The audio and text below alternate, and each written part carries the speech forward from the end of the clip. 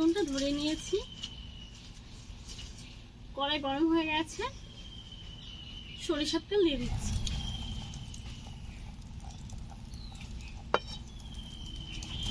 আজ রান্না করছি রিঠে মাছ। এখানে কয়েক পিস রিঠে মাছ নিয়েছি, দিয়ে দিচ্ছি লবণ,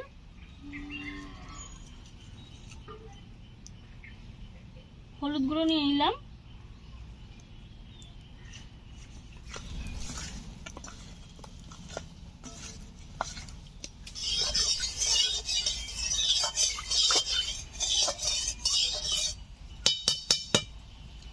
তেল গরম হয়ে গেছে, মাছগুলো ভেজে নিচ্ছি।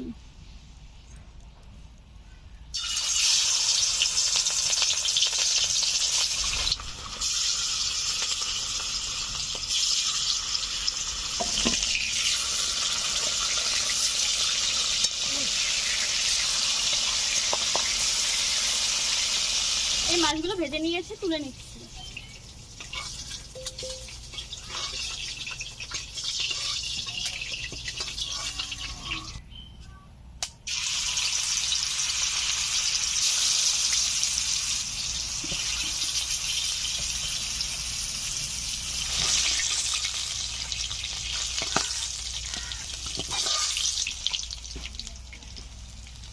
রিঠে মাছগুলো ভেজে নিয়েছি, আর এদিকে আলু আর মুখে কচু, অনেকে কাঠি কচু বলে থাকেন, তো এগুলো ভালো করে কেটে ধুয়ে নিয়েছি।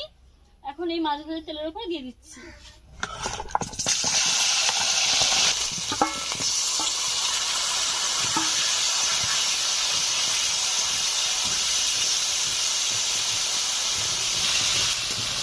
এগুলো ভেজে নিয়েছি, এখন দিয়ে দিচ্ছি সামান্য একটু জল,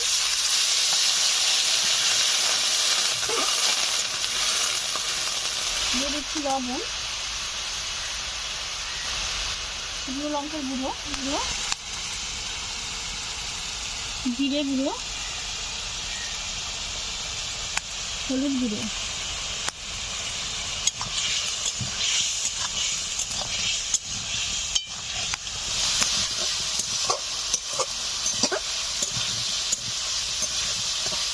তিন চার মিনিট ভালো করে কষে নিয়েছি। এখন দিয়ে দিচ্ছি পরিমাণ মতো জল।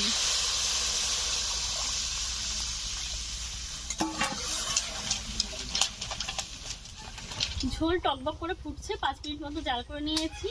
এই ভেজে রাখা রিঠে মাছগুলো এখন ঝোলের উপর দিয়ে দেব।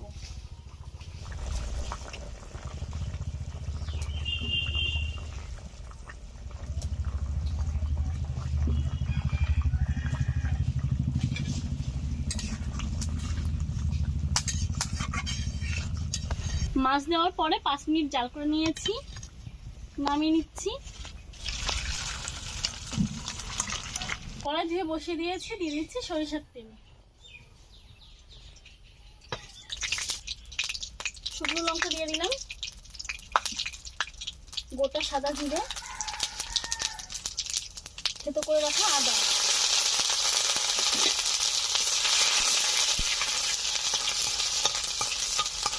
আদা কাঁচা গন্ধটা চলে গেছে।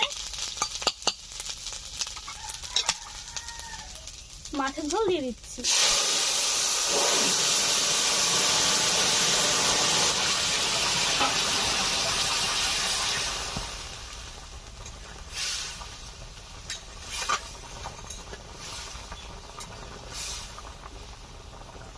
এখন দিয়ে দিচ্ছি মাছ মশলা, এটা আপনারা সব দোকানে কিনতে পাবেন।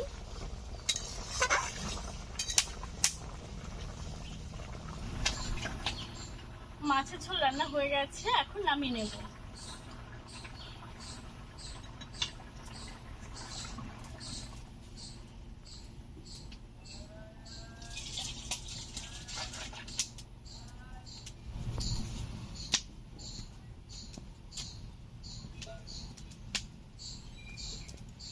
আলু বাটি দিয়ে রান্না করে নিলাম রিঠে মাছের ঝোল। এই রেসিপিটা কেমন হয়েছে অবশ্যই কিন্তু আপনারা বলবেন, আপনাদেরই বলতে হবে, আমি বলবো না।